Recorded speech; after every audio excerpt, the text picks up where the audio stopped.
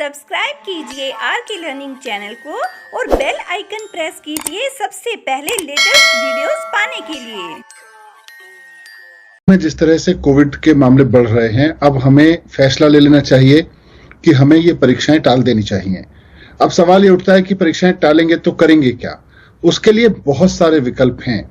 उसके लिए ये भी विकल्प है कि ऑनलाइन परीक्षा कराई जा सकती है। उसके लिए ये भी विकल्प है कि जो कंटिन्यूस असेसमेंट की थ्योरी, कंटिन्यूस असेसमेंट की प्रैक्टिस सारी दुनिया में अडॉप्ट होती है, वो अडॉप्ट की जा सकती है।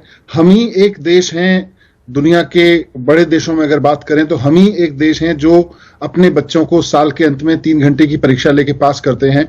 बाकी सब लोग बच्चों का कंटिन्यूस असेसमेंट करते हैं और उसके बेस पर अगले क्लास में प्रमोट करते हैं। तो कोविड के वक्त में हम वो तरीका भी अपना सकते हैं। तो हमारे पास विकल्प तो बहुत हैं, पर एक बार ये हमें स्वीकार हो कि हम अपने बच्चों को परीक्षा केंद्र पर भेजें और परीक्षा केंद्रों को कोविड का हॉटस्पॉट बनाएं। ये रिस्क हमें लेना है कि नहीं लेना? हमारे हिसाब से नहीं लेना चाहिए। नहीं मनीष जी, देखिए इसमें कई दलीलें दी गई। मेरे ख्याल से आप क्योंकि सरकार में हैं, आपके सामने भी ये दलीलें आई होंगी। कुछ लोगों का जो ये कहना है कि इनको टाल देना चाहिए, और फिर जो लोग तर्क ये देते हैं कि इसको हो जाना चाहिए, उनका ये कहना है कि जैसे 12वीं की परीक्षाएं देख लीजिए, कॉम्पिटिटिव एग्जाम में देरी हो जाएगी। इन एनी केस ये पीछे चल रहा है, इम्तिहान जो है वो मई में कभी नहीं होते, तो ऐसे ही वो लोग पीछे चल रहे हैं और पीछे हो जाएंगे। इसीलिए मैंने कहा कि ये जो हमारा तरीका है कि हम साल के अंत में एक परीक्षा लेंगे और उसमें सब कुछ पास या फेल करेंगे, ये बहुत ऑर्थोडॉक्स तरीका पहले से ही है। दुनिया के बहुत सारे देश पहले ही इसको छोड़ चुके हैं। हम अभी भी इसको चला रहे हैं। कोविड के समय भी हम ये कह रहे हैं कि साहब हम तो इसी तरीके से परीक्षा लेंगे। मेरा सवाल जो है यहाँ ये था, आज जब हम बात कर रहे थे, कि अगर आपने पुराने तरीके से पढ़ाया ही नहीं, पूरे साल बच्चों को ऑनलाइन पढ़ाया, तो पुराने तरीके से ही आप बच्चे को परीक्षा लेके पास करेंगे, ये जिद ठीक नहीं है। आप नए तरीके अपनाइए। नए तरीके अपना के, मैं ये नहीं कह रहा आगे बढ़ा दीजिए, आगे बढ़ाने कोई सॉल्यूशन नहीं है। आगे बढ़ाएंगे, अभी आपको पता नहीं है कि कोविड की सिचुएशन आगे क्या रहने वाली है, कितना आगे बढ़ाएंगे, अनसर्टेनिटी बनी रहेगी। आप बच्चों के मन में भी जितनी एंग्जाइटी है, अनसर्टेनिटी है, उसको क्लियर करिए।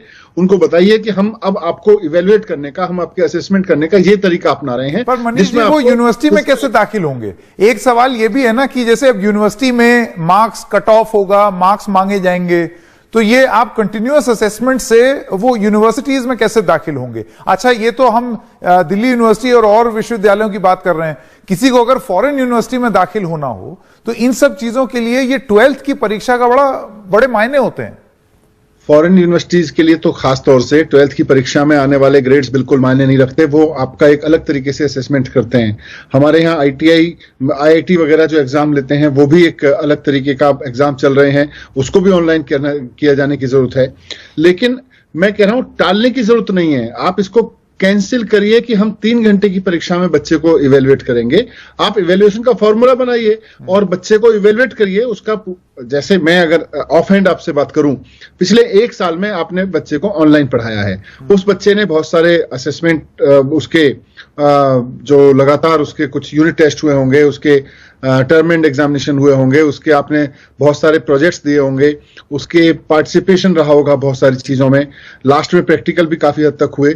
तो इन सब को देखते हुए आप बच्चे को असेस करके अगले क्लास के प्रमोट के लिए उसको मार्कशीट बनाइए, उसको दीजिए। उसका कोई ऑनलाइन एग्जाम लेना है तो ऑनलाइन एग्जाम लीजिए। 10वीं में तो ये हो सकता है, 12वीं में कैसे?